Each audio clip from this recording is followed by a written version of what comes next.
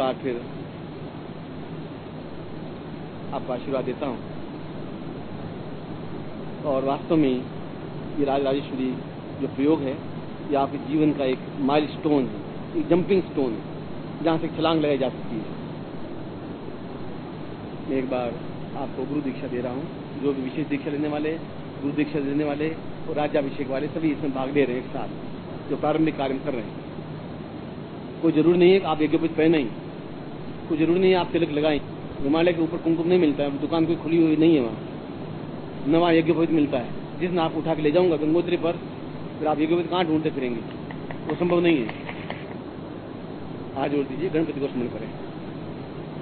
विघ्नेश्वराय वरदाय सुरप्रियाय लंबोदराय सकलाय जगद्दिताय नागाननाथयज्ञभूषिताय गौरी सुताय गणनाथ नमो नमस्ते। श्रीमन्महागणाधिपते नमः, लक्ष्मीनारायणाभ्यां नमः, उमा महेश्वराभ्यां नमः, सतीपुरंदराभ्यां नमः, मातृपितृचरण कमलेभ्यो नमः, इष्टदेवताभ्यो नमः, कुलदेवताभ्यो नमः, ग्राम देवताभ्यो नमः, स्थान देवताभ्यो नमः, वासुदेवताभ्यो नमः, वाणी हिंगणनाभ्यां नमः, सतीपुरंदराभ्यां नमः, सर्वेभ्यो देवेभ्यो नमः, सर्वेभ्यो ब्राह्मणेभ्यो नमो नमः। तत्रादु संकल्पम कुर्यात्।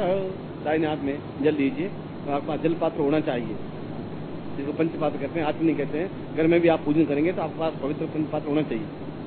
उधार मांग के उस पंचपात्र काम में चलाइए। ओम भारत से वटखंडे जमुदी पेश हलिवांसा के बुद्धावतारे संशय सोने को समता दूर्जा चौपन चैत्र मास दुदशायाम रात्र रूपाल निग्रे ताम पुण्यतां गुरु मंत्रम सा हेतु असमि गुरु मंत्रम गुरु शिष्यताम प्राप्ता निमित्तम विशेष दीक्षा प्राप्ता निमित्तम ताम दिवाभिषेकम प्राप्ता निमित्तम संपदे छोड़ दीजिए।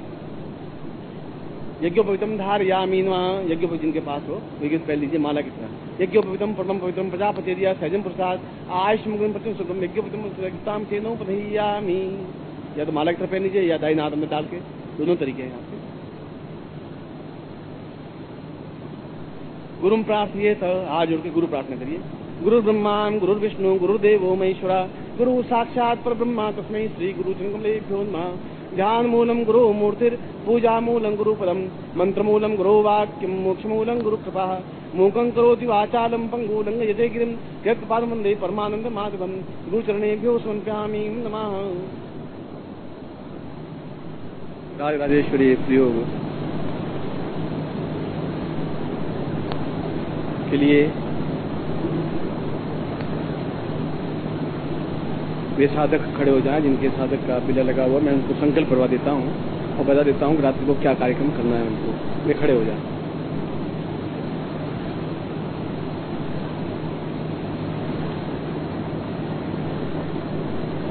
और वे दोनों हाथ सामने कर दें, अपने बिल्कुल सामने।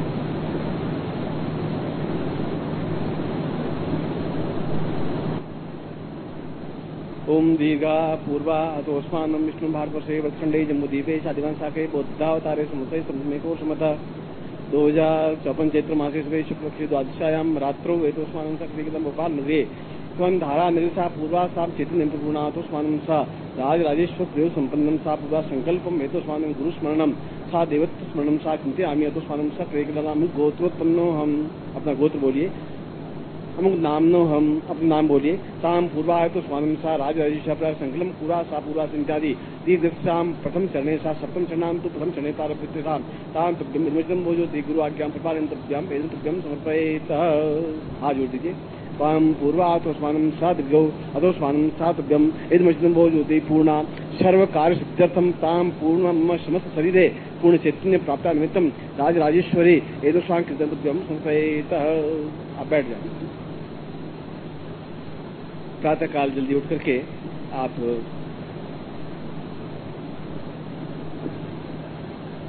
गुरु मंत्र जाप करें 11 माला। उसके बाद इसका दूसरा चरण और तीसरा चरण कल प्रातः काल में करूंगा। अब मैं अपना प्रवचन प्रारंभ करा।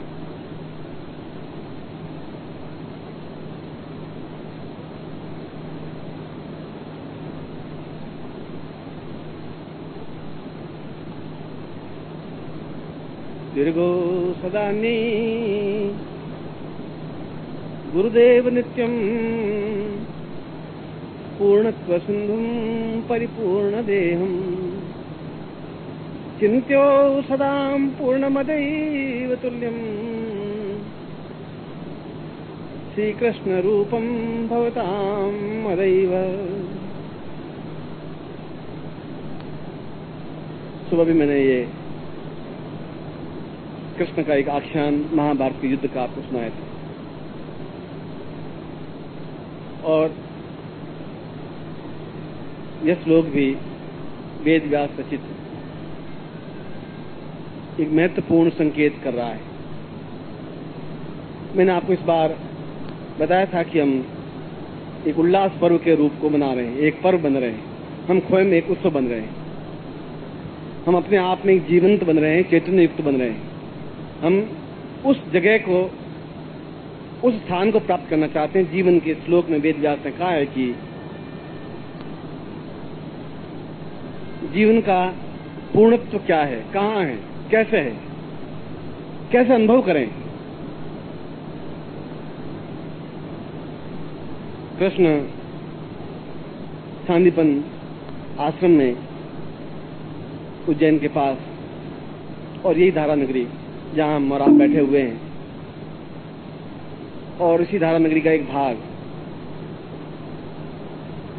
जहां कृष्ण को पूर्ण जब प्रयोग संपन्न करवा देते हैं सांदीपन, पूरे 5.5 वर्षों तक, और जब पूर्ण प्रयोग संपन्न कराने के बाद में जो सांदीपन कहते हैं कि अब तुम अपने घर जा सकते हो और जाके तुम्हें राज्य करना है। मैं अपनी दिव्य शक्ति से देख रहा हूं कि आने वाला समय तुम्हारे लिए बहुत अधिक अनुकूल है, श्रेष्ठ है।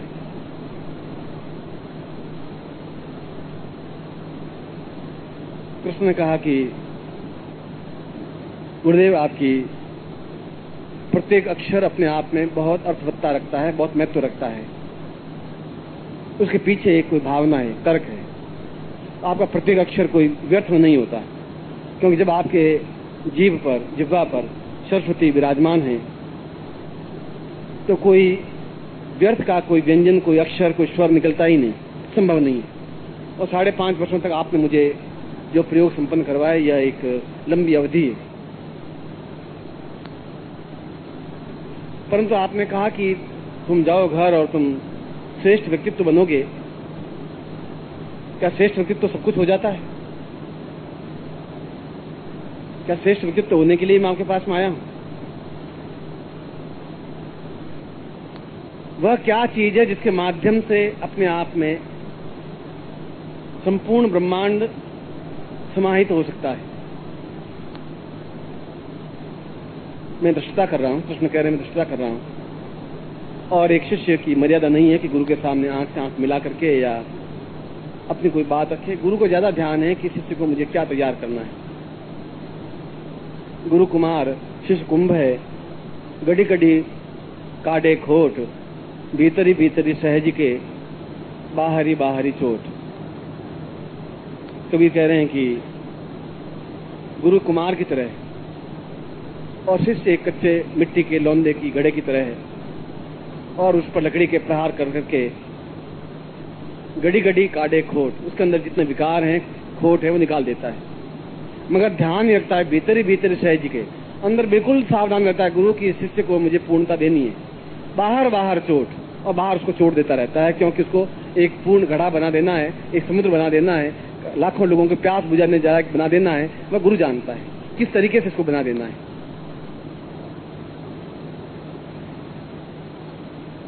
सांदीपन ने कहा कि श्रेष्ठ व्यक्तित्व तो सब कुछ नहीं होता, तुम्हारे जैसे और भी हजारों श्रेष्ठ व्यक्तित्व होंगे। और संयोग यह कि कृष्ण ने कहा फिर मेरा घर जाने से कोई मतलब भी नहीं है, फिर मैं घर जाकर के श्रेष्ठ व्यक्तित्व तो पहले ही बन जाऊंगा, राजा बन जाऊंगा, वसुदेव का पुत्र हूं, युद्ध करूंगा ही। और उसके बाद क्या मैं अपने आप में जो मैं चाहता हूं, क्या आप संतुष्ट हैं? यदि आप संतुष्ट हैं तो फिर मैं घर जाने के लिए तैयार हूं।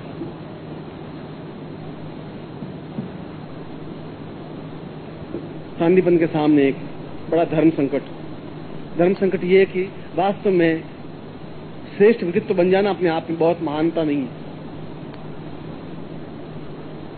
भारतवर्ष में ही देखो करोड़ों लाखों करोड़पति हैं, लाखों विद्वान हैं, लाखों उच्च कोटि के सन्यासी हैं, लाखों योगी हैं, लाखों अच्छे ग्रस्त लोग हैं, और उन लाखों में से आप भी एक हैं। ये कोई बहुत बड़ी बात नहीं है, बहुत महान घटना नहीं है। सान्यपन ने कहा कि मैंने जो कहा है वह अपने आप में कोई अद्वितीयता नहीं है। अद्वितीयता का मतलब है कि मेरे जैसा कोई दूसरा बने ही नहीं, तो ऐसा मैं आपको नहीं बना पाया। कृष्ण ऐसा संभव नहीं हो पाया है। कृष्ण ने कहा मुझ में कुछ न्यूनता रही, और वेद व्यास ने उसी आख्यान को लेकर के श्लोक की रचना की, श्लोक बताया। जब कृष्ण प्रश्न कर रहे हैं कि मैं श्रेष्ठ व्यक्तित्व नहीं बनना चाहता, उससे कुछ नहीं हो पाएगा मेरा, आप बनाइए तो कुछ ऐसा बनाइए कि मैं अपने आप में अद्वितीय बन सकूं। मेरे समान कुछ और भी होगा तो फिर जीवन ही व्यर्थ है, बेकार है, तुच्छ है, नगण्य है। मैं राजा बन के बहुत महान नहीं बन सकता, मेरे जैसे हजारों राजा होंगे। मैं हीरे मोतियों तुल करके भी महान भी बन सकता, मेरे जैसे हजारों लोग हीरे मोतियों तुल सकते हैं।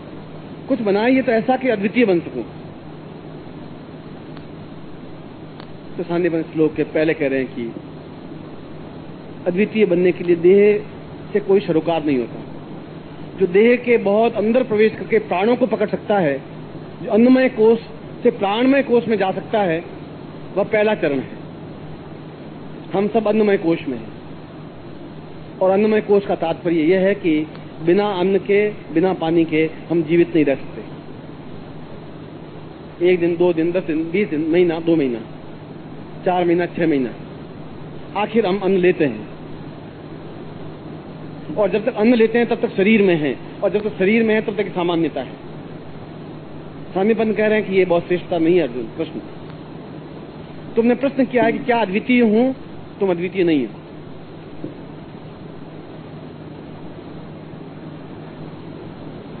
तो उसने कहा कि फिर अद्वितीयता क्या चीज है, वह क्या चीज है जिसके माध्यम से मैं एक राजपुत्र बनकर के जीवित सांस लेना नहीं चाहता हूं। प्राण में कोश जाने की क्रिया क्या है, किस प्रकार से प्राणों में जा सकता हूं, किस प्रकार से मैं अन्न और पानी से छुटकारा पा सकता हूं, किस प्रकार से मल मूत्र विसर्जन से छुटकारा पा सकता हूं, कैसे मैं प्राणों में जीवित रह सकता हूं। और जब प्राण अपने आप में संपूर्ण ब्रह्मांड में निहित है, तो मैं ब्रह्मांड में पूर्ण विचरण कैसे कर सकता हूं। और ये गुरुदेव आपने अपने एक दिन प्रवचन में कहा था, मैं आज से 8 महीने पहले जिस प्रवचन को आपने कहा था, मैं तो उस पंक्ति को दोहरा रहा हूं कि क्या मैं प्राण तत्व कोश में हूं, और अगर नहीं हूं तो फिर मैं एक सामान्य वसुदेव का पुत्र हूं, एक राजा का बेटा हूं, स्वाभाविक राजा का बेटा हूं, इसी राजगद्दी पे बैठ जाऊंगा, हो सकता है 10-20 सत्यों से मुकाबला करूंगा, मगर आने वाले हजारों पीढ़ियां मुझे याद रख नहीं सकेगी। और आप जैसे गुरु होते हुए भी मैं अन्नमय प्राणमय कोश में नहीं जा सका, तो फिर जीवन का मतलब कोई मकसद नहीं रह पाएगा। और ये सारी बात उन्होंने बहुत ही नम्रता के साथ में कही कृष्ण ने। तो सान्यपन ने इस घटना को किसी ने अपने प्रवचन में स्पष्ट कर दिया था।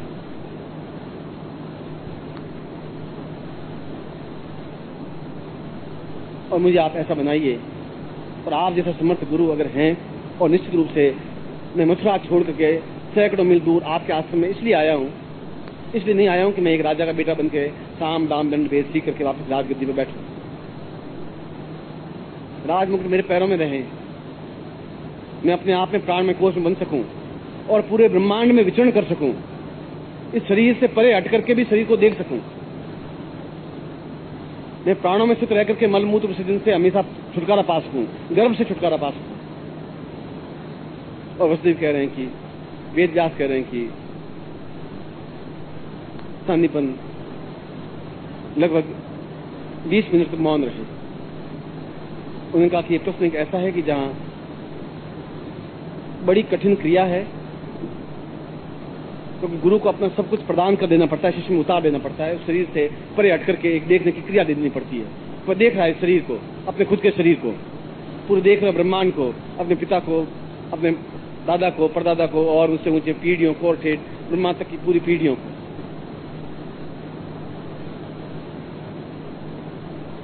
और इसके लिए उस श्लोक में कहा गया है कि काया कल्पेन संयुक्तम कुल कुंडलिन्याम तथैव च देहगत भक्ताम नित्यम प्राणोत्थानम भवेत् सदा। जब पूरे अंदर की कुंडलिनी जागृत हो जाती है, जब पूरे शरीर का रोम रोम जागृत हो जाता है, जब पूरे शरीर के चक्र जागृत हो जाते हैं और उसके बाद भी उन चक्रों के ऊपर एक, जैसे भगवान विष्णु पर सहस्रपात है, 1000 फणों वाला वासुकी है, सर्प है, उसी प्रकार से ऊपर एक सहस्राक्ष है जो निरंतर अमृतपात करता रहता है। और वैसी क्रिया उसको जागृत करने पर व्यक्ति देह से छुटकारा पा सकता है। देह में रहता हुआ भी देह में नहीं रह पाता, विदेह बन जाता है। वह देख सकता है कि ब्रह्मांड क्या है, वो उस ब्रह्मांड में गमन कर सकता है।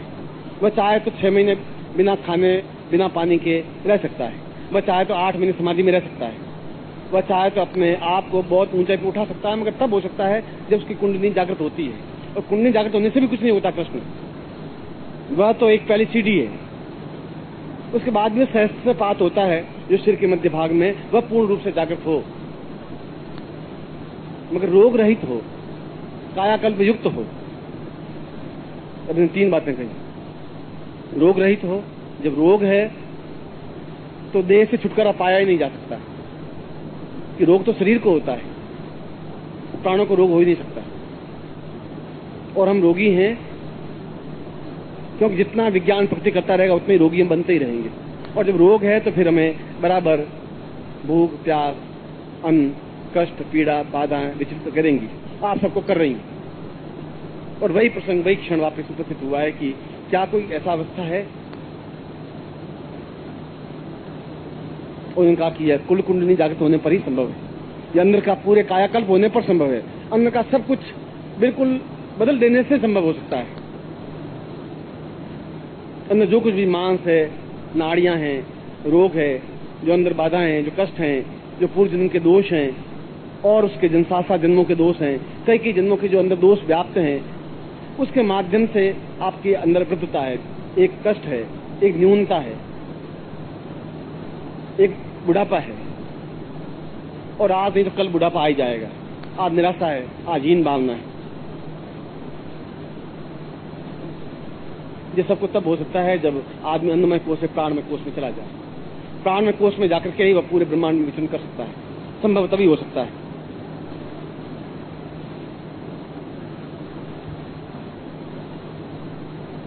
उसने कहा गुरुदेव फिर ऐसा कैसे संभव हो सकेगा? उन्होंने कृष्ण ऐसा संभव नहीं हो सकेगा। इसलिए संभव नहीं हो सकेगा कि यह एक कठिन क्रिया है, इतनी आसान क्रिया नहीं है कि पूरे शरीर को आलोड़न विलोड़न कर दे, संभव नहीं है। पूरे शरीर का परिवर्तन कर दे, संभव नहीं है, मगर गुरु ऐसा कर सकता है। तो कृष्ण ने कहा कि मुझे में पात्रता है, मैं आपके कसौटी पर खरा उतरा नहीं हूं, मुझ में इतनी सामर्थ्य नहीं है कि मैं आपके वेग को सहन कर सकूं। उनके सान्निपन ने कहा ऐसा भी हो सकता है कि मैं ऐसा करूं और तुम सैकड़ों फीट ऊपर उछल जाओ। ऐसा भी हो सकता है कि एक क्षण में सब कुछ आपका अंदर बदल जाए, परिवर्तन हो जाए। उसने कहा कि मैंने जो आपने प्रवचन दिए हैं, जो आपने ज्ञान दिया है, जो चेतना दी है, और आपने बताया कि जीवन में 16 कला पूर्ण हो, और मैं तो केवल एक कला पूर्ण ही हो पाया। और एक कला पूर्ण अपने आप में अपूर्णता है, और अपूर्णता लेकर के अगर मैं मथुरा चला भी जाऊंगा तो मेरे जीवन का मकसद, मेरे जीवन का चिंतन कुछ हो ही नहीं सकता, संभव नहीं है। फिर भी आप आज्ञा देते मैं चला जाता हूं, मगर मन में खिन्नता, एक मलिनता, एक चिंता रहेगी कि मैं इस शरीर को ठोकर के वापस जा रहा हूं, मैं सीधा समय नहीं जा पाऊंगा, मैं प्राण में कोष में नहीं जा पाऊंगा। अगर मेरे प्रारब्ध में ऐसा नहीं है तो गुरुदेव, अगर आप भी प्रारब्ध मेरा नहीं बदल सकते तो कुछ ऐसी कोई सृष्टि है ही नहीं, विधाता भी नहीं है जो मेरे प्रारब्ध को बदल सके, क्योंकि आपसे बढ़कर के कोई संभव है इन दुनिया में। गुरु अपने आप में सर्वश्रेष्ठ व्यक्तित्व है जो सब कुछ कर सकता है। मैं आपको इतिहास की पुनरावृत्ति कर रहा हूं, उस धरती पर कर रहा हूं जहां ये घटना घटित हुई है। उज्जैन यहां से कुछ मील की दूरी पर है, सान्निपन आश्रम यहां से कुछ मील की दूरी पर है, धारानगरी विक्रमादित्य का वो स्थान है जहां पर आप और हम बैठे हुए हैं। और कायाकल्प युक्त कुंडली जागरण अपने आप में एक विशेषता है, एक दिव्यता है, जहां रोग ही नहीं है। रोग शरीर को हो सकता है, जब शरीर से परे हटके सबको देख सकते हैं हम, कुछ क्षणों के बाद ही मैं देख सकता हूं मेरा शरीर कहां है, क्या हो रहा है। जहां कायाकल्प संभव हो सकता है, मैं संभव शब्द लगा रहा हूं और मैं कह रहा हूं ऐसा होता ही है, दोनों अंतर है। ऐसा होता तब है जब शिष्य पात्र बन सकता है, जब शिष्य में पात्रता नहीं हो सकती तो गुरु कुछ दे ही नहीं सकता। जब आप में पात्रता आ पाएगी तो गुरु सब कुछ दे सकता है, संभव है। यदि गुरु में क्षमता है, ताकत है, सामर्थ्य है और मैं आपको ऐसा कर सकता हूं, दे सकता हूं, निश्चित रूप से दे सकता हूं इस बात को। अगर अमृत महोत्सव में भी मैं आपको विश्व महोत्सव बना दूं, इस अमृत महोत्सव में आपको रोग युक्त शरीर देकर के घर भेज दूं, तो फिर अमृत महोत्सव शब्द ही कोई बेकार है।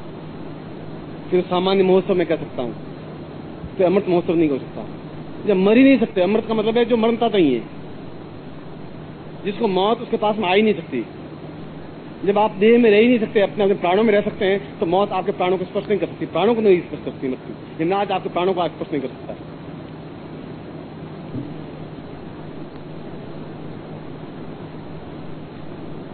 उसने कहा गुरुदेव मैं जीवन भर आपके पास रहने को तैयार हूं, मुझे कोई राज्य पाठ नहीं चाहिए, धन दौलत चाहते तो मेरे पास था, ये सब चांदी के टुकड़े हैं, ये कंकड़ पत्थर हैं, हीरे जवाहरात मोती राज मुकुट, इसकी अपेक्षा तो मैं एक सन्यासी बनकर के आपके पास हूं, वो ज्यादा अच्छा है।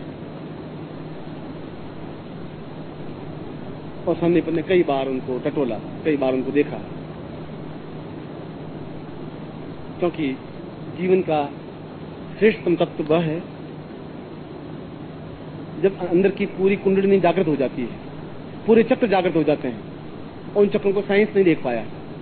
जब वो चक्र जागृत हो जाते हैं तो फिर रोग नहीं रह सकता, फिर कष्ट नहीं रह सकता, फिर बुढ़ापा नहीं रह सकता, फिर किसी प्रकार की जरा मृत्यु भय नहीं रह सकता, फिर क्रोध नहीं रह सकता, फिर उसके सामने शत्रु टिक नहीं सकते,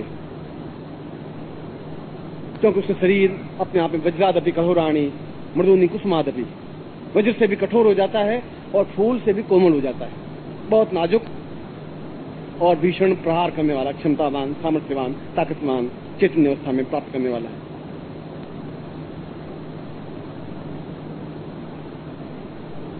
यह ऐसा ज्ञान, ऐसी चेतना संदीपन ही दे सकते थे उसमें, और सैकड़ों ऋषि थे, तो संदीपन अकेले ही नहीं थे। कृष्ण ने चयन किया तो सोच समझ के गुरु का चयन किया था। मथुरा के पास भी सैकड़ों गुरु थे, तो संदीपन अकेले ही उज्जैन के पास में नहीं थे। वो उन सारे गुरुओं को लांघते हुए उज्जैन में आकर के उसने 5.5 साल व्यतीत किए, तो कुछ सोच समझते हुए व्यतीत किए थे। और गुरु ने उनका कि तुम ठहरो, फिर तुम्हारी परीक्षा लेता हूं, जो तुम्हें ज्ञान दिया, जो चेतना दी है। और संदीपन का लड़का कुछ क्षणों के बाद ही समाप्त हो जाता है। 19 साल की अवस्था का लड़का, एक गुरु का पुत्र, उन्हें गुरु के सामने समस्या कि किसको मैं ये प्रयोग दूं और कैसे दीक्षा दूं, किसको नहीं दूं, किनको प्राण तत्व में ले जाऊं, किसको नहीं ले जाऊं। अगर अकेले कृष्ण को ले जाता हूं तो एक धोखा है दूसरे शिष्यों के साथ में। मगर जो कुछ मैंने दिया है, क्या इसने स्वीकार किया, ग्रहण किया है? किया है तो वह सब कुछ संभव कर सकेगा। जब 5 पांडवों को द्रोण सिखा रहे थे हस्तिनापुर के पास में, जहाँ गुड़गांव स्थान है दिल्ली के पास, तो गुड़गांव नहीं है, तो गुरुगांव था, जहाँ द्रोणाचार्य पांडवों को शिक्षा दे रहे थे, अर्जुन, भीम, नकुल, सहदेव, युधिष्ठिर को। और पहली बार द्रोण ने सिखाया कि ये पहला पाठ आज है, सदा सत्य बोलो। भीम ने भी नोट कर लिया, अर्जुन ने भी नोट कर लिया, नकुल, सहदेव ने, युधिष्ठिर ने नोट कर लिया। दूसरे दिन वापस द्रोण ने सबको बुलाया, उसने कहा कल जो मैंने आपको लेसन पाठ दिया था तुम सीख के आ गए? गुरुदेव आ गए।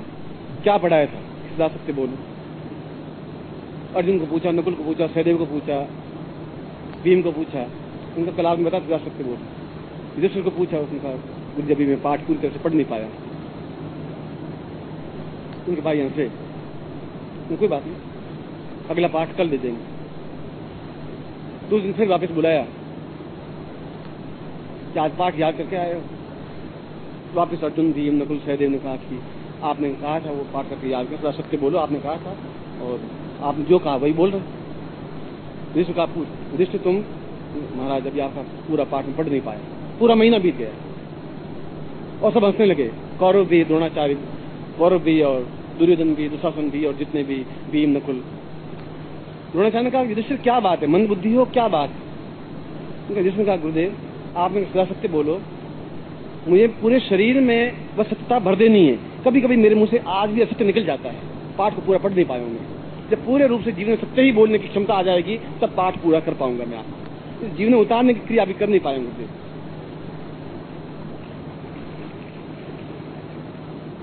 और यही प्रवचन तो कई बार दिए उस हानिपन ने, और एक क्रिया की, एक लीला की, और एक लड़के की डेथ हुई अपने पुत्र की, अकेले पुत्र की। उसने कहा आप में से कोई शिष्य है तो वो शिष्य जाके इनको प्राणों को जहां भी गया वहां से लाकर के वापस शरीर में डाले। और सारे शिष्य एक तरफ देखने लगे कि यह कैसे संभव, प्राण तो एक क्षण में न मालूम कहां से कहां चले गए होंगे। उन हजारों प्राणों में से, उन हजारों क्रियाओं में से कौन से प्राण इस लड़के के हैं, और लाकर के वापस प्राणों को डालना। एक शिष्य को पूछा, दूसरे को पूछा, 23 शिष्यों में से 22 को पूछा, सभी सिर लटका नीचे खड़े रहे। कृष्ण क्या संभव है, तुम मेरे पुत्र को वापस जीवित करना है, और वो तभी हो पाएगा जब तुम प्राणों को लाकर के इनके शरीर में डाल सकोगे, वही प्राण जो प्राण के शरीर में से निकले। कृष्ण ने कहा मैंने आपके एक एक शब्द को जीवन में उतारा है, सुना नहीं है, आपने आज्ञा दी, वह शरीर में उतर गई है, आप निश्चिंत रहे। और वे कृष्ण उन प्राणों को वापस वहां से जो कई योजन ऊपर चली गई थी, उन प्राण, उस पुत्र के प्राण, उनको लाकर के वापस उस पुत्र में डालकर उसको जीवित करके खड़ा कर दिया। उनको बोले आपने ज्ञान दिया था, मैं आपके सामने खड़ा हूं। और संदीप ने कहा केवल कृष्ण तुम ही शिष्य हो जिसको मैं कुल कुंडली जागृत कर सकता हूँ। अब बताइए तुम 22 में से किसको कर सकता हूँ? तुमने केवल सुना है, इसने अपने मेरे प्रश्न को उतारा, जीवन में आज्ञा को उतारा है, केवल सुना नहीं है, इसलिए मैं इसकी कुंडली जागृत कर सकता हूँ, इसको पूरा ब्रह्मांड स्पष्ट कर सकता हूँ, इसका सहस्रार जागृत कर सकता हूँ। इसलिए कर सकता हूँ कि ये योग्य है, जब तुम्हें योग्यता आएगी तब मैं तुम्हारा भी कर सकूंगा। मैं इसको मैं देह से प्राणों की ओर खींच सकता हूँ, वो क्रिया सिखा सकता हूँ, क्योंकि आप खुद परीक्षा ली आपके सामने, मैं खुद अपने लड़के को जिंदा कर सकता था। मगर मैं ये देखना चाहता कि आप में से कौन तैयार है, कौन ने सुना है, किसने उतारा है जीवन में एक एक क्षण को, मेरे प्रवचन को, मेरे शब्द को। क्योंकि गुरु का कोई शब्द व्यर्थ गया, अगर शिष्य ये सोच लेता है तब तो गुरु का बोलना ही अपना में व्यर्थ हो जाएगा। वह युधिष्ठिर वाली घटना, और कृष्ण ने इस बात को स्पष्ट कर दिया है। और कृष्ण को एक ही क्षण में उस दीक्षा के माध्यम से उस कुल कुंडली को जागृत करके, जहाँ कायाकल्प युक्त कुल कुंडली जागृत हो, ऐसा ही अपने अंगुष्ठ से पूरे शरीर से प्राणों के अंदर परिवर्तित कर दिया, रूपांतरित कर दिया, और आज से तुम केवल कृष्ण नहीं हो, वासुदेव भी नहीं हो, वासुदेव के पुत्र भी नहीं हो, शरीर से तुम्हारा कोई संबंध नहीं है। वासांस, तभी तो कृष्ण ने कहा गीता में, वासांस जीर्णा निधा विहाय नवानि गृह्णान्ति नरोपराणि। अर्जुन, इस शरीर का मोह तुम्हें है, मुझे नहीं है। शरीर है ही नहीं, मैं शरीर में हूं ही नहीं, क्योंकि मेरे गुरु ने मेरे कुंडली जागृत किया है, मैं सहसा जागृत किया, निरंतर अमृत तपस्या रहता है, मैं चिर यौवनमय हूँ, अंतिम क्षणों तक मैं यौवन में बना रहूंगा। बुढ़ापा मेरे पास नहीं आ सकता।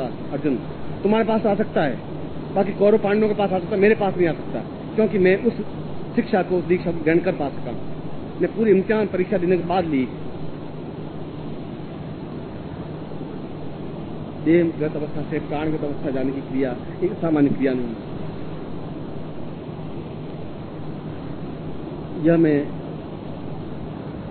इसलिए कि इस दीक्षा देते देते समझ में आया कि मैं तो अमृत महोत्सव में आया,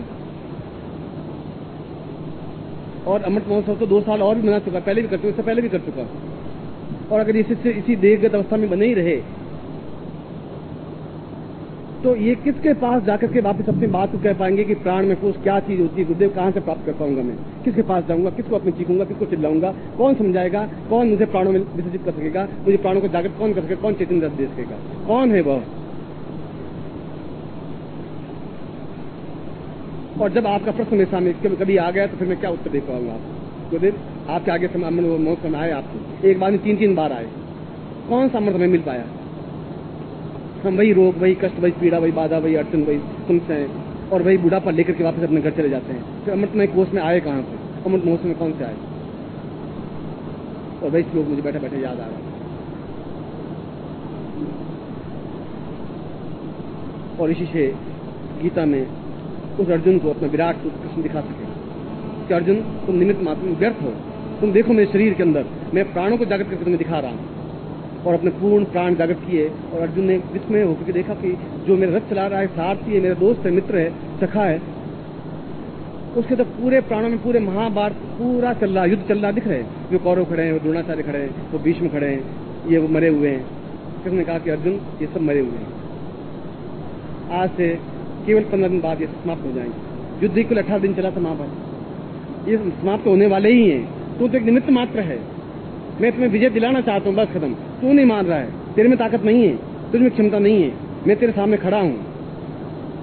और तुरंत उसके मुंह से 11वें अध्याय में निकला, अर्जुन ने कहा गुरुदेव मैं बहुत गलती कर, सुबह की वापिस से 20 की घटना, पहली बार उसके मुंह से गुरुदेव निकला। आप उनका मैंने मुंह का एक पर्दा तुम्हारे बीच में रखा था, तुम महाभारत युद्ध थोड़ी जीत सकते हो। और मैं भी तुम्हें कह रहा हूँ तुम इस जीवन के युद्ध को नहीं जीत सकते, इस संसार का युद्ध भवसागर तुम पार नहीं कर सकते। तुम सिद्धाश्रम में नहीं जा सकते, तब तक नहीं जा सकते जब तक कि तुम प्राणमय कोष में नहीं जा सकते, जब तक मैं आपको ले जा नहीं सकता। जब ले जाऊंगा नहीं तब तक इस शरीर में आप पड़े रहोगे और शरीर अपने आप में तुम्हारे साथ उस राख की डेरी में बदल जाएगा, परिवर्तित हो जाएगा, और अमृत महोत्सव में आने का कोई तात्पर्य, कोई मतलब नहीं रह पाएगा। कोई आए भारतवर्ष से कोई भी योगी, यति, सन्यासी, गुरु होंगे, उच्च कोटि के होंगे, मैं नहीं कह सकता, उन सबको प्रणाम करता हूँ, पर आए और बताए कि कैसे शरीर से देह से प्राण में अवस्था में आदमी को कैसे ले जाया जा सकता है। शिष्य को बताए मुझे कैसे फूल से भी हल्का बनाया जा सकता है शिष्य को, फूल गुलाब का फूल तो फिर भी भारी होता है, और कैसे वज्र से भी कठोर बनाया जा सकता है कि एक मुक्ति से पूरे ब्रह्मांड को हिला दे। एक ही व्यक्ति में दोनों शक्तियां कैसे बढ़ सकता है, ऐसा कोई आए गुरु मुझे बताए तो सही हुआ, क्षमता बताए कौन से मंत्रों के माध्यम से ऐसा हो सकता है, और मैं आपको सबसे बता सकता हूँ, मैं समझा सकता हूँ क्या हो सकता है, कैसे हो सकता है। और मैं यह दीक्षा प्रदान करूंगा, और दीक्षा के साथ साथ एक अगली चरण जो दूसरा होगा वो बाद में, मगर यह दीक्षा दूंगा आपकी। इसके 2 भाग होंगे, पूर्वार्ध और उत्तरार्ध। पूर्वार्ध में प्राणमय कोष में आने जाने की क्रिया हो पाएगी, और उत्तरार्ध में प्राणमय कोष में पूर्ण ब्रह्मांड में स्थापन क्रिया, पूर्ण ब्रह्मांड में जा सकते हैं, और किसी के प्राण कहाँ हैं, तुम्हारे पूर्वज कहाँ हैं, कौन कहाँ पर है, होने वाली घटना क्या है, वह उत्तरार्ध में कंप्लीट हो पाएगी। और वह ऐसी क्रिया जो सान्निपन्न दी कृष्ण को, जिससे कृष्ण 16 कला प्रदान बन सके और जिससे अद्वितीय बन सके। कृष्ण काल में अद्वितीय बनना चाहता हूँ, और कृष्ण के समान वास्तविक को व्यक्तित्व बन नहीं सका, वैसा व्यक्तित्व बन ही नहीं सका, संभव ही नहीं है, इसलिए कि उन्होंने पूर्णता के साथ गुरु के शब्दों को अपने अंदर उतारा, और गुरु ने भी परीक्षा ली, क्योंकि उनको 23 को दे ही नहीं सकते थे वे, ये संभव नहीं था। जो गुरु की परीक्षा पे कसौटी पे खड़ा उतरना बहुत कठिन है, वो तलवार के ऊपर चलने के समान है, तलवार पर नहीं चला जा सकता, और तलवार पर शिष्य चल सकता है, वो चल सकता है जो एक बात समझ सकता है कि मुझे केवल और केवल और केवल जीवन में एक शब्द है, उन्होंने आज्ञा दी, मुझे पालन करना है, बस खत्म, बीच में कोई गैप नहीं है, कोई अंतर नहीं है।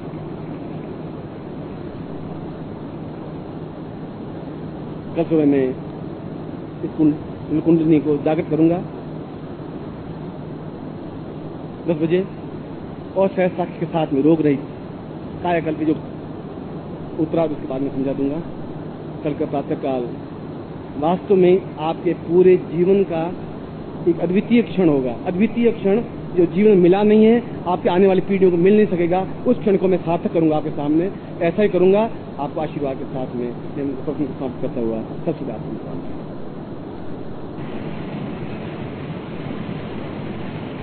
तो सामान्य रूप से बिना अहंकार के आपके सामने एक गुरुवत रूप में खड़ा हूं, एक प्रतीक रूप में, मगर बिना दंभ के, बिना घमंड के, बिना अहंकार के उन विद्याओं को जो कृष्ण के जीवन में, राम के जीवन में, बुद्ध के, महावीर के और हमारे उच्च कोटि के युग पुरुष, महापुरुष, जो कुछ गुरुओं ने उनको दिया, समय आने पर उनमें से कई विद्याएं लोप हो गई, कई विद्याएं जुड़ गई, कई विद्याओं का परिवर्तन हो गया, लोप हो गई, उनको हम प्राप्त नहीं कर पाए। जो परिवर्तन हो गया वो लाभप्रद नहीं रही, मगर जो बिल्कुल प्रामाणिक कोई ज्ञान है, प्रामाणिक चीज है, प्रामाणिक कोई साधना है, प्रामाणिक दीक्षा है, प्रामाणिक प्रयोग है, वह तो निश्चित रूप से प्रभाव डालती ही है। कई मूलाधार से सहस्रार तक जाने की कई विधियां हैं, मगर मेरी राय में तो विधि तो एक ही होनी चाहिए, कई विधियां तो हो ही नहीं सकती। आप भी कोई 5 पुस्तकें लेकर के या 5 ग्रंथ लेकर के एक छोटा ग्रंथ लिख दें तो कोई जरूरी नहीं है कि आपने जो लिखा वो प्रामाणिक है। इसलिए प्रामाणिक नहीं है कि उन 5 ग्रंथों में से लेकर के आपने एक छोटा ग्रंथ की रचना की है, आपका अनुभव गम्य नहीं है। मगर भारतवर्ष में वह सारी चीज प्रामाणिक है जो कुछ पुस्तकों में छप गई है, छपी हुई है, फिर वो प्रामाणिक है। ये देख लीजिए लिखा हुआ, यही तो मंत्र है। इधर छपा हुआ ये मंत्र पड़ा। अब ये छपा हुआ मंत्र प्रामाणिक है या नहीं है, इसका निर्णय आप नहीं कर सकते। मगर ये भारतवर्ष का एक दुर्भाग्य है, दोष है कि यहाँ पर जो कुछ भी छप जाए, अंकित हो जाए, मुद्रण हो जाए, वही प्रामाणिक माना जा गया था। कितना क्षेपक है, उन 5000 वर्षों में उस मंत्र में कितनी न्यूनता, कमी, विशेषताएं आ गई है। चिता एक शब्द है जो मनुष्य को जला देती है, और छोटी चीज को बिंदी लगा दे तो चिंता बन जाती है। एक बिंदी हट जाने से और बिंदी के बन जाने से चिता और चिंता में इतना अधिक अंतर आ जाता है। चिंता है, बिंदी हटा दे तो चिंता बन जाती है। अब वो बिंदी हटी आपके मंत्र में से, या बिंदी रही, या मंत्र प्रामाणिक है या नहीं है, इसके बारे में तो कोई कहीं कभी कैसे भी सवाल उठाए जा सकते हैं। और आप देखें कि उन्हें जागरण के कम से कम 500 मंत्र होंगे या 5000 मंत्र होंगे। जितने भी लोग पैदा हुए उन्होंने एक मंत्र की रचना कर दी। मगर शास्त्रों ने कहा है कि शास्त्र सम्मत जो भी चीज है, जो शास्त्रों से बराबर बढ़ती आ रही है, वह हमारे लिए प्रामाणिक है। आप गोत्र बोल रहे हैं तो वशिष्ठ गोत्र बोल रहे हैं, विश्वामित्र गोत्र बोल रहे हैं, गर्ग गोत्र बोल रहे हैं, गौतम गोत्र बोल रहे हैं, जो आज से 25,000 वर्ष पहले या 20,000 वर्ष पहले पैदा हुए। क्यों नहीं आपने 30 पीढ़ी पहले गोत्र बोला? इसलिए कि हम उस परंपरा से जुड़े हुए हैं। वह गलत नहीं है। आपने वशिष्ठ को नहीं देखा होगा, विश्वामित्र को भी नहीं देखा होगा, मगर आपके शरीर में वह खून जरूर है, क्योंकि उसी गोत्र से, उसी से बनते बनते आप यहां तक पहुंचे। इसे कल मैंने कहा था कि सांदीपन ने भी उसकी परीक्षा ली, और युग धर्म के अनुसार गुरु को भी और शिष्य को भी परिवर्तित होना पड़ता है, होना चाहिए। आज स्वयं साक्षात कृष्ण आ भी जाएं, मुरली हाथ में लेकर के, ऊपर मोर मुकुट पहन करके, पीताम्बर पहन करके, और बीच में खड़े हो जाएं, और वो कहते मैं कृष्ण हूं, तो आप जोर से हंसने लग जाएंगे। बैरुकिया तो बहुत अच्छा है, कृष्ण, तुम कृष्ण हो। अरे हमने बहुत देख लिया, तो मैं मूर्ख मत बना, तुम कृष्ण नहीं हो। वो चाहे कितना ही आपको कन्विंस करने की कोशिश करे, आप नहीं हो पाएगी, क्यों? आपने देखा ही नहीं उनको। एक युग धर्म था कि उन्होंने बताया कि वरुण देवता में जल में नंगा होकर स्नान नहीं करना चाहिए, और उसके लिए उन्होंने एक प्रतीक चुना कि कदम के वृक्ष के ऊपर जब महिलाएं स्नान कर रही थी, गोपिकाएं स्नान कर रही थी, तो उनके वस्त्र लेकर के कदम के वृक्ष के ऊपर बैठ गए। वह इसलिए नहीं कि वह तो केवल ये बता रहे थे कि वरुण देवता में नग्न होकर स्नान करना उचित नहीं है, शास्त्र मर्यादा के अनुकूल नहीं है। और वे गोपिकाएं प्रार्थना करती रही, मुझे वस्त्र दे दीजिए, हमें वस्त्र दीजिए, और कृष्ण आनाकानी करते रहे, और उनकी वह लीला कहलाई। और आज यदि कोई गुरु आप स्नान करती हो तालाब में, और मैं वस्त्र लेकर के छत पे बैठ जाऊं पेड़ के ऊपर, तो जेल हो जाएगी। अरे भाई, वो लीला कहलाती, मेरी लीला क्यों नहीं कहला सकती? जब वो लीला है तो ये भी लीला है।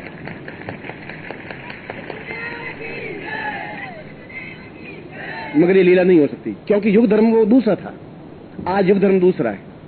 समय के अनुसार परिवर्तित होना ही जीवन की विस्तार है, जीवन का प्रवाह है। वैसा का वैसा आप नहीं कर सकते। जो कृष्ण ने किया वही आप कर लेंगे। उस समय एक दूसरी रणनीति थी, दूसरी युद्ध नीति थी, परीक्षा लेने की गुरु की कसौटी अलग थी। उनके आश्रम में शिष्य रहते थे, 24 घंटे का एटमोस्फियर रहता था, शिष्य बहुत कुछ ग्रहण करता था।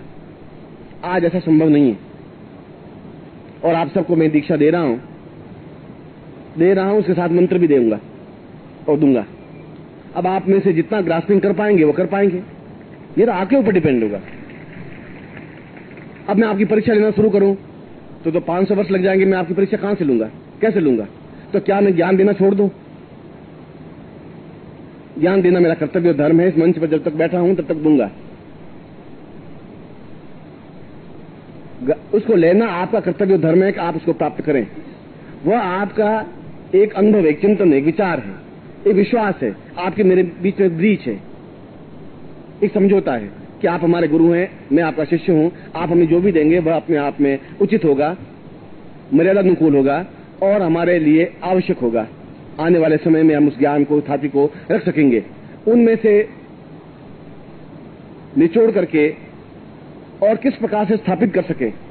दुर्गा सप्तशती का मतलब है 700 श्लोक, और दुर्गा में तो कुल 512 श्लोक ही हैं। सप्तशती का मतलब है सप्त माने 7, सती माने 100। 700 श्लोक से बनी हुई सप्तशती है।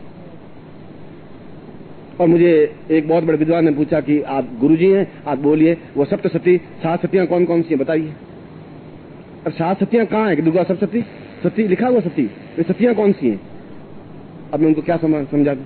भाई सप्तशती का मतलब है जो 700 श्लोक हैं वह सप्तशती है। मगर वो अपनी बात जिद के ऊपर अड़े रहे, नहीं बस कुछ सतियां जरूर हैं, आपको मालूम नहीं है। वो सतियां कौन कौन सी हैं वो हमें मालूम है, तुम्हें मालूम होगा, ज्ञान होगा। एक गांव में बहुत बड़े विद्वान पहुंच गए, बहुत काशी के पंडित पढ़े हुए, चारों वेदों के आचार्य। जब काशी में पूरा अध्ययन कर लिया, 10 साल गुरु के पास में रह करके, तो अपने घर जा रहे थे, मार्ग में गांव पड़ा, तो गांव में विश्राम किया। तो उन्होंने कोई भोजन दिया ही नहीं किसी ने, गांव वालों में। तो उन्होंने, मैं ब्राह्मण हूं और काशी से पढ़ करके आया हूं,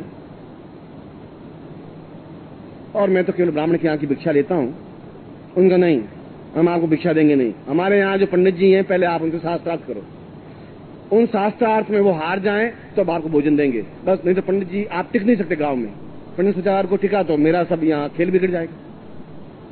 उन गांव वालों कह दिया कोई आ ही नहीं सकता, मुझसे पहले शास्त्रार्थ करे। वो तो पढ़े लिखे विद्वान थे, काशी के 10 साल तक उन्होंने अध्ययन किया था, चारों वेदों के कंठस्थ थे, उनका कोई बात नहीं, शास्त्रार्थ कर लेते हैं। आपके पंडित जी को बुला लीजिए। वो गांव के पंडित जी बिल्कुल आए, आके बैठे। नमन्ते फलिनो वृक्षा नमन्ते गुणिनो जना। फलदार पेड़ हमेशा झुका हुआ रहता है, अहंकार से ठूंठ नहीं रहता है। गुणिनो जना, जिनमें गुण होता है वह भी नम्र ही रहता है। शुष्क काष्ठम च मूर्खम च न नमन्ति कदाचन। सूखी हुई लकड़ी झुकती नहीं है, मुड़ती नहीं है, और मूर्ख भी मुड़ता नहीं है, वह ठूंठ की तरह खड़ा रहता है। तो उसने हाथ जोड़े काशी के पंडित ने कि मैं आपके गांव में आया हूं, आप विद्वान हैं, पंडित हैं, सुना है, तो आप प्रश्न करिए, मैं जवाब देता हूं। आप उनका जवाब नहीं दिया तो गांव से हटना पड़ेगा तुम्हें। और ये सब गांव वाले बैठे हैं, मालूम पड़ जाएगा आज मैं विद्वान हूं, तुम विद्वान हो, 2 टूक फैसला होना है। उसने कहा फैसला हो जाएगा, आप जिस विषय पर भी पूछना चाहें उस विषय पर पूछिए। उन्होंने कहा आप क्या पढ़ के आए हैं काशी में? तो महाराज वेद पुराण, चारों वेद, मौखिक कथन है, उपनिषद, शास्त्र, मीमांसा, दर्शन। ठीक, बताइए 4 वेद कौन से? सीधा प्रश्न, ऋग्वेद, यजुर्वेद, सामवेद, अथर्ववेद। ठीक, इन चारों वेदों की कितनी पत्नी के नाम क्या क्या है? वेदों की पत्नियां, वो बेचारा उन सब पत्नियां कहां से आए? अब वेद की पत्नी कहां से लाऊं? अब झूठ भी बोलने से पढ़ा लिखा आदमी, वेद की पत्नी साला ये आया, ये साथ करेगा। और अभी तो पूछूंगा बेटे कितने, एक एक वेद के, वो बताइए अगर हुआ क्या है, मुझे मालूम है। गांव वाले ने कहा बताइए, जब शादी की होगी, लड़का होगा, वेद होगा, तो वेद की पत्नी होगी जरूर। राम जी की पत्नी ठीक नहीं, कृष्ण की पत्नी ठीक नहीं, तो वेद की कोई पत्नी जरूर होगी। चारों वेदों की पत्नी हमारे पंडित जी को मालूम, तुम्हारे मालूम नहीं, तुम साले मूर्ख। ये कौन सा प्रश्न है? उन वेदों की पत्नियां मैं लाऊं कहां से? कोई है ही नहीं शास्त्र में, कोई बात नहीं। गांव वाले ने कहा तुम आते ही नहीं, तुम्हें कुछ, तुम इन पंडित जी से क्या साथ करो? उन्होंने कहा कि अच्छा चलो पत्नियां नहीं, तुम हारे हुए, तुम्हें क्या पूछे, चलो 2 बेटों के नाम भी बता दो। यजुर्वेद के 2 बेटे कौन कौन से, लो बताओ। अभी तो पोतों के नाम भी बाकी है, मुझे तो सब याद है। और गांव वाले उस पंडित जी को मार मूर के अदमरा करके काशी को बाहर निकाल दिया, तुम्हें कुछ आता नहीं, तुम मूर्ख हो, गए भी। जहां ऐसे वैसे विद्वानों की जहां पूजा होगी, वहां काशी नरे शास्त्र पढ़े लिखे लोगों की पूजा नहीं होती। हमारे अंदर जो ज्ञान होगा तभी हम अच्छे और बुरे की पहचान कर पाएंगे। यहाँ पर एक भेड़िया दशान, भेड़िया चाल है, उसके बावजूद भी मैंने आज का प्रवचन का प्रारंभ इस पॉइंट पर, इस बिंदु पर किया है कि मुझसे भी ज्यादा विद्वान हैं इस बात पर में, संस्कृत जानने वाले हैं, वेद जानने वाले हैं, मंत्र जानने वाले हैं, कुंडली जागृत करने वाले हैं, और मुझसे भी ज्यादा उच्च कोटि के योगी हैं, यति हैं, सन्यासी हैं, मानता हूं। मगर इस बात को भी हमें सोचना चाहिए कि पीतल और सोने में क्या अंतर है। यह तो आपका चिंतन है, इसलिए आपकी परीक्षा लेने की कसौटी मेरे पास मैं उचित नहीं समझता हूं कि मैं आपकी परीक्षा लूं। एक वह उसमें युग धर्म था, वह गुरु देख रहा था कि इसमें से कौन सही है। मैं तो आपको ज्ञान देने के लिए हूं, और इस जीवन काल में इस शरीर जब तक रहे या जब तक मेरी इच्छा रहे, तब तक जो कुछ भी सारभूत है, जो कुछ सही है, जो कुछ भी प्रामाणिक है, वह आप लोगों के हृदय में उतार दूं, दिल में उतार दूं, जिससे कि आप जीवित ग्रंथ बन सकें। ये चाहता हूं, बिल्कुल प्रामाणिक पुस्तकें बन सकें, एक एक वेद बन सके आप में से, प्रत्येक व्यक्ति उपनिषद बन सके, प्रत्येक व्यक्ति अपने शास्त्र सम्मत ज्ञान बन सके। कल भी मैंने कहा था कि आप कई पंडितों से ज्यादा ज्ञानवान हैं, चेतनावान हैं, आप में उनसे ज्यादा समझदारी है, आपने उनसे ज्यादा शास्त्र सम्मत किया है, आपने उनसे ज्यादा मंत्राध्ययन किया है, मगर हमें अहंकार नहीं होना चाहिए। हम तो इस कुंडली के बारे में भी मैंने यही कहा कि बहुत भ्रम है भारतवर्ष में। मैं उसमें अब चर्चा में नहीं जाना चाहता कि भ्रम क्या है और क्यों भ्रम है। मैंने कहा कि अभी आप 2 साल बैठेंगे तो 20 ग्रंथ और कुंडली के बारे में लिखे जाएंगे, 50 ग्रंथ और आ जाएंगे। कुंडली कहाँ है ये विज्ञान तो बता नहीं सकता। मैं कुंडली जागृत होने से अपने आप में एक चैतन्यता आ पाती है। तो कल मैंने 2 वेद बताए थे, कुंडली जागृत करना एक, और जागृत होने के बाद में अन्नमय कोष से प्राणमय कोष में जाने की क्रिया। ये दोनों तथ्य अलग अलग हैं, दोनों को मिक्सअप नहीं कर सकते। ऐसा भी नहीं है कि आप शरीर में से प्राण निकल के आपके सामने खड़े हो गए, वह तो उस प्राणों का विस्तार होता है। इसमें आपके प्राणों का विस्तार आपके शरीर तक ही सीमित है, उस प्राण का विस्तार पूरे ब्रह्मांड में छाता है। हवा है, मगर आप मुझे पकड़ के दिखा दीजिएगा ये हवा है गुरु जी, इसको मुझे पकड़ के दिखाइए। आप मना तो करने से हवा है ही नहीं, हवा तो है ही, मगर पकड़ के नहीं दिखा सकते आप। मगर इसका मतलब ये भी नहीं कि हवा है ही नहीं। इसलिए मैं आज कृष्ण और सांदीपन का जो कल आख्यान आपके सामने दिया, वह गुरु की अपनी मर्यादा थी, उच्चता थी, और कृष्ण का अपने आप में पात्रता थी। उस पात्रता के साथ में उन्होंने विनीत भाव से उस सांदीपन के सामने खड़े हुए, और सांदीपन ने देने में कोई कसर नहीं रखी, और कृष्ण ने लेने में भी कोई कसर नहीं रखी। पूर्णता के साथ जिया, पूर्णता के साथ लिया, और सही अर्थों में युग पुरुष बने। आने वाली पीढ़ियां, उन पीढ़ियों के सामने आप भी एक आदर्श बने। आप आदर्श बनेंगे तो मेरा चेहरा उज्जवल हो सकेगा, तब मैं आपका सही अर्थों में गुरु हो सकूंगा, मैं आपको ऊंचाई पर उठा सकूंगा, तब मेरी क्षमता बन सकेगी। और मुझे विश्वास है कि मैं आपको उस ऊंचाई पर पहुंचा सकूंगा जहां मैं चाहता हूं, और ऐसा अवश्य ही हो पाएगा। बहुत सीमित है। 10 बजे आने का कहते हैं तो मालूम पड़ता है कि अभी लोग बैठे नहीं है, अभी लोगों की संख्या बढ़ी है, नहीं जुड़ पाए, अभी तक कोई लैट्रिन जा रहा है, कुछ स्नान करा, अभी तैयार हुए नहीं हुए, और बीच में मैं आऊं, फिर मर्यादा अनुकूलता नहीं रहेगी कि फिर आप आए, फिर बैठे। फिर भी आप शिष्यों पर मुझे गर्व है। आप जैसे शिष्य बहुत कम गुरु को मिल पाते हैं, क्योंकि आप में एक समझदारी है, एक जुड़ाव है, प्रेम है, आपके मेरे बीच में संबंध है, आत्मीय संबंध है, प्राणों का संबंध है, और इस बात की खुशी है। मैं गर्व से हूं, इसी बात पे गर्व में हूं। आपके जैसे शिष्य मिलना अपने आप में कठिन है आज के युग में, जो अपने आप को न्योछावर कर दे और एक इशारे पर अपने आप में फना कर दे। ऐसा शिष्य भी अपने आप में बहुत उच्चता को प्राप्त दिए होता है। इसीलिए मैं आपको आज के दिन हृदय से आशीर्वाद देता हूं, आपकी कल्याण कामना करता हूं कि आप सफलता करें और श्रेष्ठता प्राप्त करें।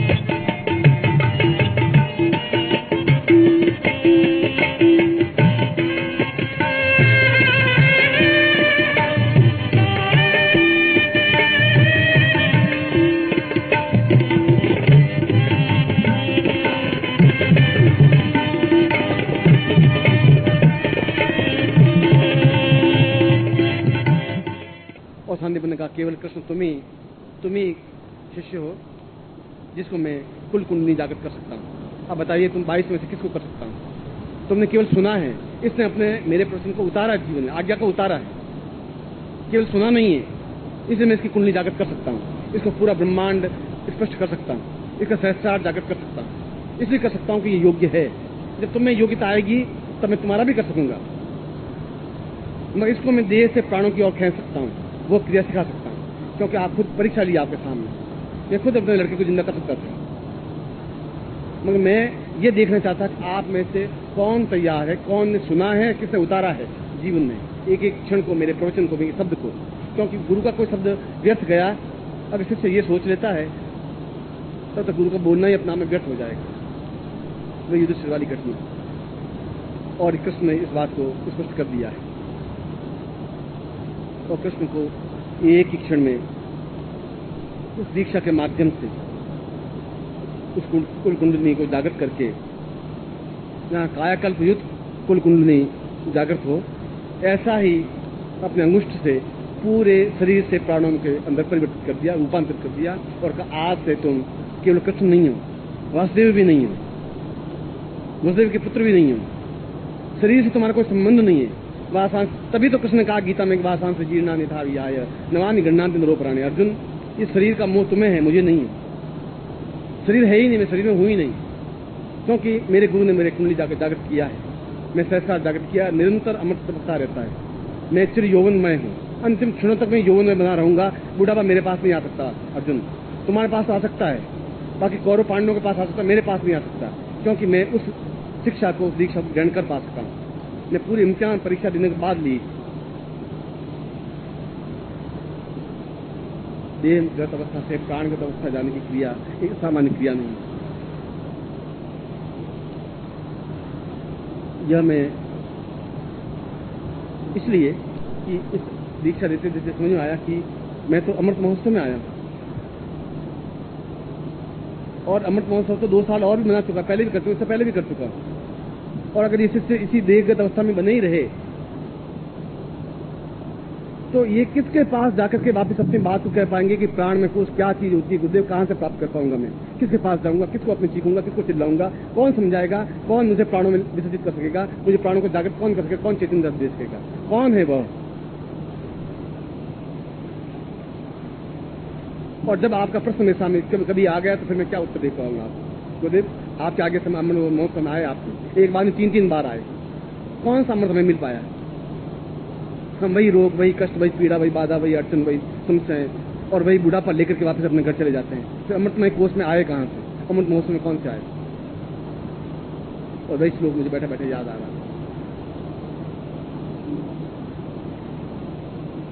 और इसी से गीता में उस अर्जुन को अपना विराट कृष्ण दिखा सके कि अर्जुन तुम निमित्त मात्र में व्यर्थ हो, तुम देखो मेरे शरीर के अंदर मैं प्राणों को जागृत करके तुम्हें दिखा रहा हूं। और अपने पूर्ण प्राण जागृत किए, और अर्जुन ने विस्मय होकर देखा कि जो मेरा रथ चला रहा है, सारथी है, मेरा दोस्त है, मित्र है, सखा है, उसके तो पूरे प्राणों में पूरे महाभारत पूरा चल रहा, युद्ध चल रहा दिख रहे हैं। जो कौरव खड़े हैं, वो द्रोणाचार्य खड़े हैं, वो भीष्म खड़े हैं, ये वो मरे हुए हैं। कृष्ण ने कहा कि अर्जुन ये सब मरे हुए हैं, आज से केवल 15 दिन बाद ये समाप्त हो जाएंगे। युद्ध केवल 18 दिन चला था महाभारत, ये समाप्त होने वाले ही हैं। तू तो एक निमित्त मात्र है, मैं तुम्हें विजय दिलाना चाहता हूं, बस खत्म। तू नहीं मान रहा है, तेरे में ताकत नहीं है, तुझ में क्षमता नहीं है, मैं तेरे सामने खड़ा हूं। और तुरंत उसके मुंह से 11वें अध्याय में निकला, अर्जुन ने कहा गुरुदेव मैं बहुत गलती कर, सुबह की वापिस से भीष्म की घटना, पहली बार उसके मुंह से गुरुदेव निकला।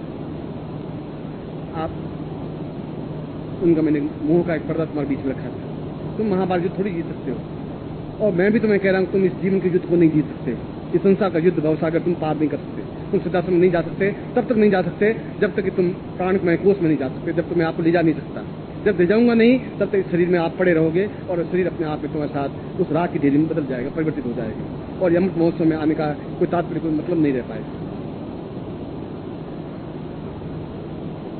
कोई आए भारतवर्ष से कोई भी योगी, यति, सन्यासी, गुरु होंगे, उच्च कोटि के होंगे, मैं नहीं कह सकता, उन सबको प्रणाम करता हूँ, पर आए और बताए कि कैसे शरीर से देहगत से प्राण में अवस्था में आदमी को कैसे ले जाया जा सकता है। शिष्य को बताए मुझे कैसे फूल से भी हल्का बनाया जा सकता है शिष्य को, फूल, गुलाब का फूल तो फिर भी भारी होता है, और कैसे वज्र से भी कठोर बनाया जा सकता है कि एक मुक्की से पूरे ब्रह्मांड को हिला दे।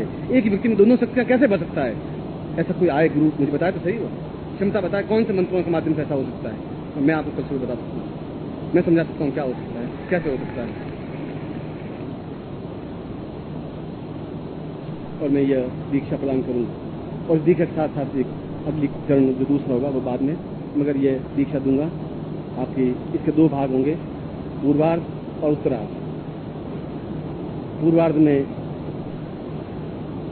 प्राणमय कोश में आने जाने की क्रिया हो पाएगी, और उत्तरार्ध में प्राणमय कोश में पूर्ण ब्रह्मांड में स्थापन क्रिया, पूर्ण ब्रह्मांड में जा सकते हैं, और किसी के प्राण कहाँ हैं, तुम्हारे पूर्वज कहाँ हैं, कौन कहाँ पर है, होने वाली घटना क्या है, वह उत्तरार्ध में कंप्लीट हो पाएगी।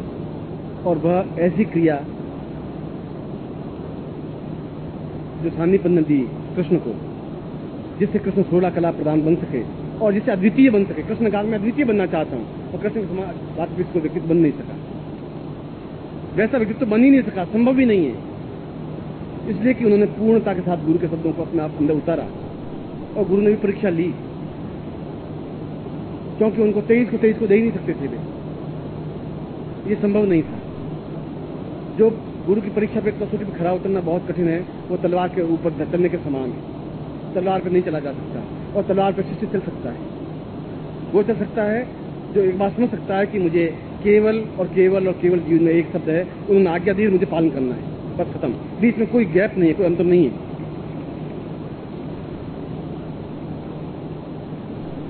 कल सुबह मैं इस कुंडली को जागृत करूंगा 10 बजे, और सहज साक्षी के साथ में रोग रही कायाकल्प जो उत्तरार्ध उसके बाद में समझा दूंगा। कल का प्रातःकाल वास्तव में आपके पूरे जीवन का एक अद्वितीय क्षण होगा, अद्वितीय क्षण जो जीवन मिला नहीं है, आपके आने वाली पीढ़ियों को मिल नहीं सकेगा। उस क्षण को मैं सार्थक करूंगा आपके सामने, ऐसा ही करूंगा आपको आशीर्वाद के साथ में मैं प्रश्न को समाप्त करता हुआ कल सुबह आपको।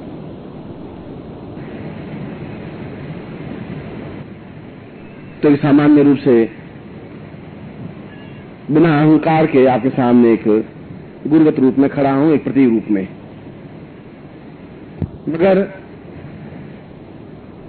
बिना दंभ के, बिना घमंड के, बिना अहंकार के उन विद्याओं को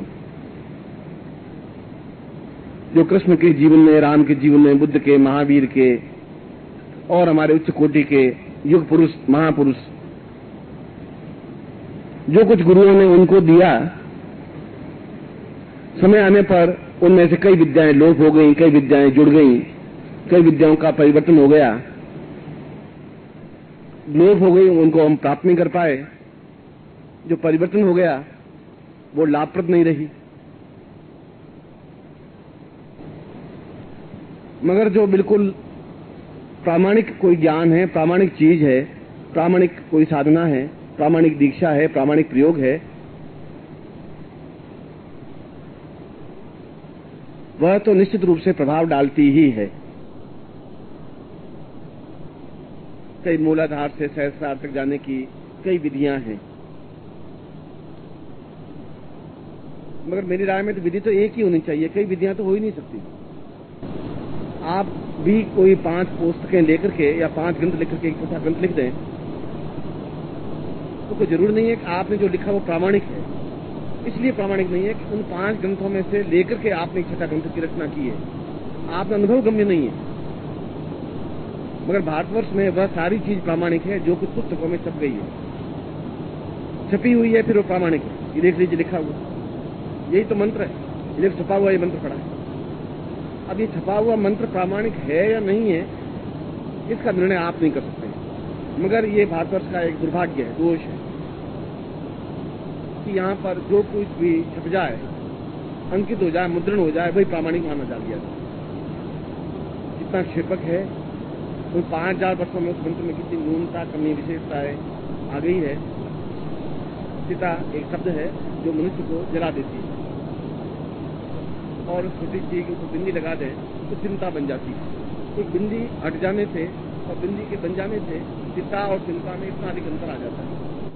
चिंता है, बिंदी हटा दें तो चिता बन जाती है। अब वो बिंदी हटी आपके मंत्र में से, या बिंदी रही, वो मंत्र प्रामाणिक है या नहीं है, इसके बारे में तो कोई कहीं पर भी कैसे भी सवाल उठाए जा सकते हैं, उठ सकते हैं। और आप देखें कि कुंडली जागरण के 500 मंत्र होंगे या 5000 मंत्र होंगे, जितने भी लोग पैदा हुए उन्होंने एक एक मंत्र की रचना कर दी। मगर शास्त्रों ने कहा है कि शास्त्र सम्मत जो कोई भी चीज है, जो शास्त्रों से बराबर बढ़ती आ रही है, वह हमारे लिए प्रामाणिक है। आप गोत्र बोल रहे हैं तो वशिष्ठ गोत्र बोल रहे हैं, विश्वामित्र गोत्र बोल रहे हैं, गर्ग गोत्र बोल रहे हैं, गौतम गोत्र बोल रहे हैं, जो आज से 25,000 वर्ष पहले या 20,000 वर्ष पहले पैदा हुए। क्यों नहीं आपने 30 पीढ़ी के पहले गोत्र बोला? इसलिए कि हम उस परंपरा से जुड़े हुए हैं, वह गलत नहीं है। आपने वशिष्ठ को नहीं देखा होगा, विश्वामित्र को भी नहीं देखा होगा, मगर आपके शरीर में वह खून जरूर है, क्योंकि उसी गोत्र से, उसी से बनते बनते आप यहाँ पे पहुंचे। इसे कल मैंने कहा था कि सांदीपन ने भी उसकी परीक्षा ली, और युग धर्म के अनुसार गुरु को भी और शिष्य को भी परिवर्तित होना पड़ता है, होना चाहिए। आज स्वयं साक्षात कृष्ण आ भी जाएं, मुरली हाथ में लेकर के, ऊपर मोर मुकुट पहन करके, पीताम्बर पहन करके, और बीच में खड़े हो जाएं, और वो कहते मैं कृष्ण हूं, तो आप जोर से हंसने लग जाएंगे। 2 रुपया तो बहुत अच्छा है, कृष्ण, तुम कृष्ण हो। अरे हमने बहुत देख लिया, हमें मूर्ख मत बनाओ, तुम कृष्ण नहीं हो। वो चाहे कितना ही आपको कन्विंस करने की कोशिश करे, आप नहीं हो पाएंगे, क्यों? आपने देखा ही नहीं उनको। एक युग धर्म था कि उन्होंने बताया कि वरुण देवता में जल में नंगा होकर स्नान नहीं करना चाहिए, और उसके लिए उन्होंने एक प्रतीक चुना कि कदम के वृक्ष के ऊपर जब महिलाएं स्नान कर रही थी, गोपिकाएं स्नान कर रही थी, तो उनके वस्त्र लेकर के कदम के वृक्ष के ऊपर बैठ गए। वह इसलिए नहीं कि वह तो केवल ये बता रहे थे कि वरुण देवता में नग्न होकर स्नान करना उचित नहीं है, शास्त्र मर्यादा के अनुकूल नहीं है। और वे गोपिकाएं प्रार्थना करती रही, मुझे वस्त्र दे दीजिए, हमें वस्त्र दीजिए, और कृष्ण आनाकानी करते रहे, और उनकी वह लीला कहलाई। और आज यदि कोई गुरु आप स्नान करती हो तालाब में और मैं वस्त्र लेकर के छत पे बैठ जाऊं पेड़ के ऊपर, तो जेल हो जाएगी। अरे भाई, वो लीला कहलाती, तो मेरी लीला क्यों नहीं कहला सकती? जब वो लीला है तो ये भी लीला है।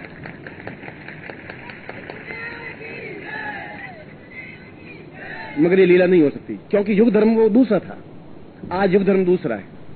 समय के अनुसार परिवर्तित होना ही जीवन की विस्तार है, जीवन का प्रवाह है।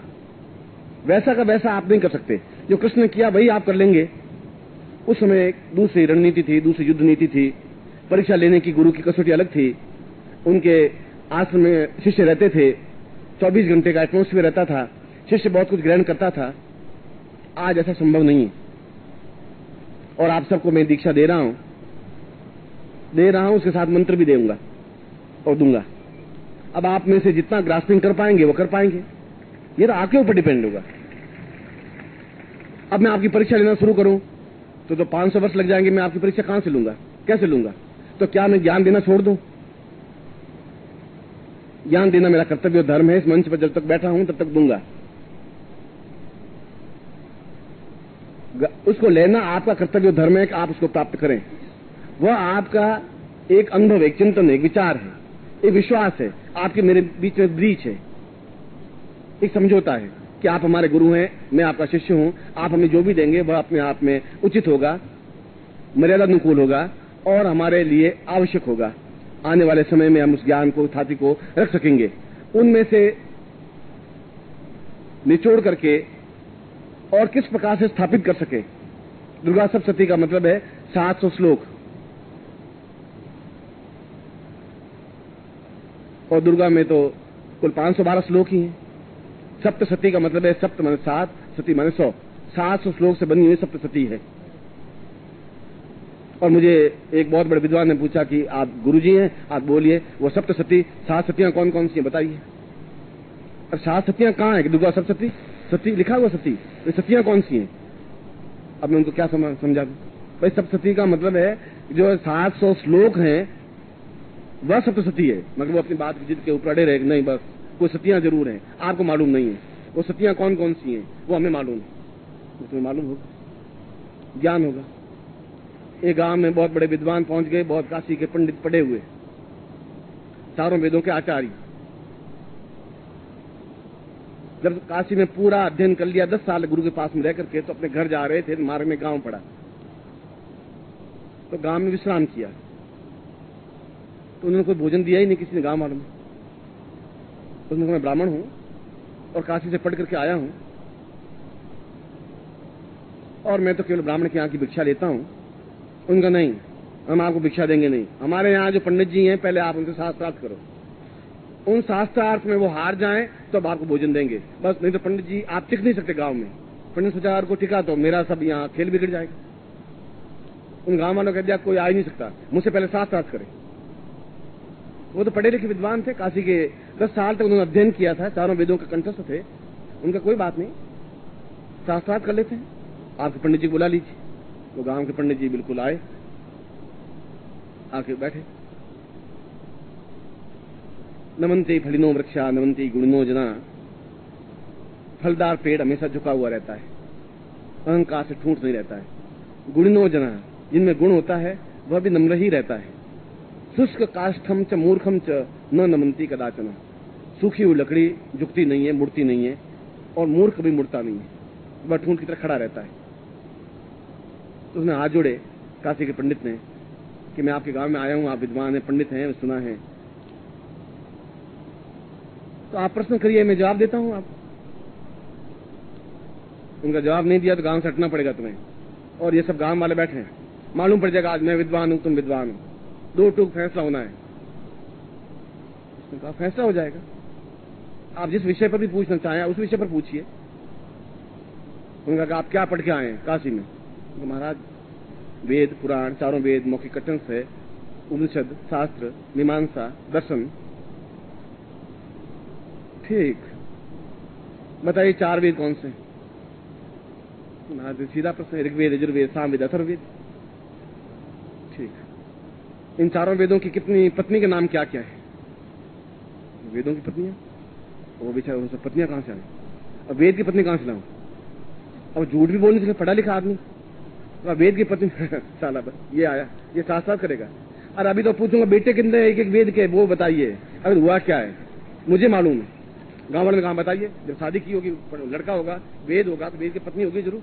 राम जी की पत्नी ठीक नहीं, कृष्ण की पत्नी ठीक नहीं, तो वेद की कोई पत्नी जरूर होगी। चारों वेदों की पत्नी हमारे पंडित जी को मालूम, तुम्हारे मालूम नहीं, तुम साले मूर्ख। ये कौन सा प्रश्न है? वेदों की पत्नियां मैं लाऊं कहां से? कोई है ही नहीं, शास्त्र में कोई बात नहीं।